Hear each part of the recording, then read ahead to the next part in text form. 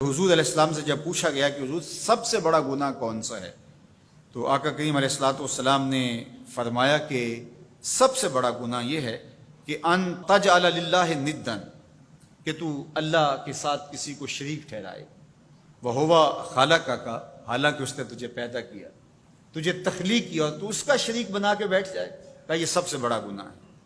تو راوی نے عرض کی کل تو ثم ایو، حضور پھر اس کے بعد؟ تو آقا کریم نے فرمایا ثم ان تقتل ولدک خشیۃ ان یطعم معک، تو بچے کو اس لیے قتل کر دے کہ یہ کس طرح میں اس کو پال سکوں گا، بچے کو ضائع کر دینا، اس کو قتل کر دینا۔ اللہ فرماتا ہے نحن نرزقکم وایاہم، ہم تمہیں بھی رزق دیتے ہیں، ان کو بھی دیں گے۔ تیسری بات حضور نے فرمایا ان تزانی بحلیلۃ جارک، آپ ہمسائے کی بیوی کے ساتھ بدکاری کریں، تو یہ بڑے گناہوں میں سے۔ ہمسایہ ماں جائے کی طرح ہوتا ہے، اس کی دیوار سانجھی ہوتی ہے، اس کی عزت سانجھی ہوتی ہے، اور اگر کوئی شخص طاق میں رہے اور ہمسایوں کے گھر گھس کے ان کی آبرو ریزی کر دے، تو یہ تین بڑے گناہ جو ہیں ان میں سے ایک بڑا گناہ اللہ کے محبوب علیہ السلام نے ارشاد فرمایا۔ حضرت عبداللہ ابن مسعود رضی اللہ تعالی عنہ سے یہ روایت مروی ہے کہ لا احد اغیر من اللہ عز وجل، اللہ سے زیادہ کوئی غیرت مند نہیں ہے، اللہ سب سے زیادہ غیرت مند ہے، اور اس کی غیرت کا تقاضا یہ ہے وَلِذَالِكَ حَرَّمَ الْفَوَاحِشَ مَا ظَهَرَ مِنْهَا وَمَا بَطَنَ، کہ اس نے بے حیائی کو چاہے وہ پوشیدہ طور پہ کی جائے یا اعلانیہ طور پہ کی جائے، اس کو پسند نہیں کیا، اور اس نے منع کر دیا، لوگوں کو روک دیا، حرام قرار دے دیا، اس لیے کہ وہ خود غیرت مند ہے۔ غیرت مند مالک غیرت کا سبق دیتا ہے اپنی مخلوق کو۔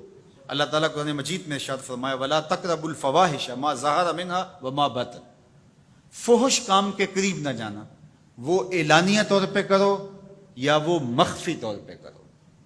تو مفسرین نے لکھا کہ جو بدکاری ہے وہ مخفی فحش ہے، اور شراب نوشی یہ اعلانیہ فحش ہے۔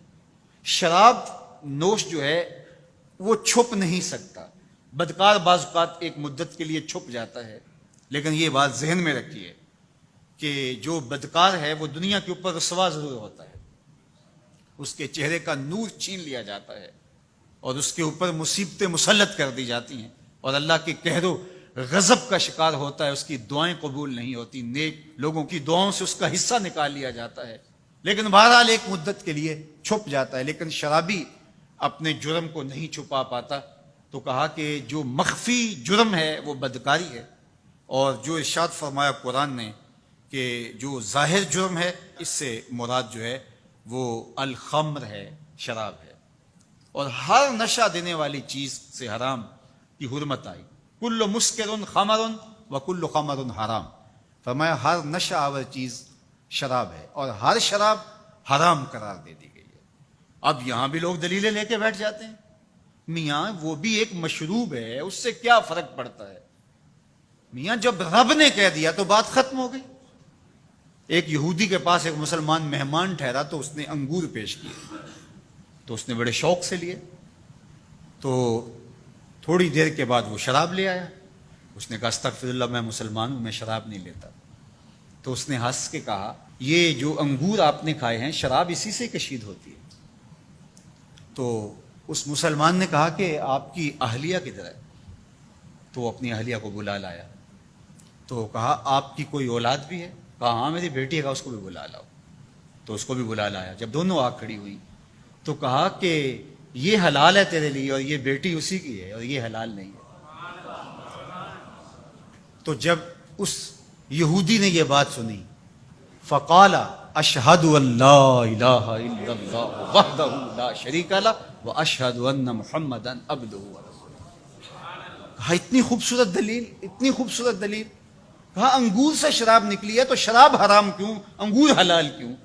تو کہا مجھے یہ بتاؤ کہ تمہاری بیوی تمہارے لیے حلال ہے، تمہاری بیٹی تمہارے لیے حرام کیوں؟ کہا بات سمجھ میں آ گئی۔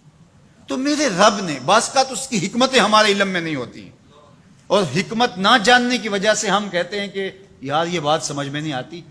یہی تو ہمیں بتایا گیا کہ جو سمجھ میں آئے اس کو بھی ماننا ہے، جو نہیں سمجھ میں آئے اس کو بھی ماننا ہے۔ ہم جنت کو مانتے ہیں نا، دیکھا ہے، یا رب کو مانتے ہیں، دیکھا ہے، وہ سمجھ میں آتا ہے، تو دل میں تو آتا ہے، سمجھ میں نہیں آتا۔ میں جان گیا بس تیری پہچان یہی ہے۔ ہم تو سب سے بڑی حقیقت کو بغیر دیکھے مانتے ہیں، بغیر سمجھے مانتے ہیں۔ ادراک فہم کی حدود سے ورا ہے، عقل و خرد کے دائروں سے ورا ہے، لیکن اس حقیقت کو ہم مانتے ہیں تو اس کے کہے ہوئے کو کیوں نہیں مانیں گے؟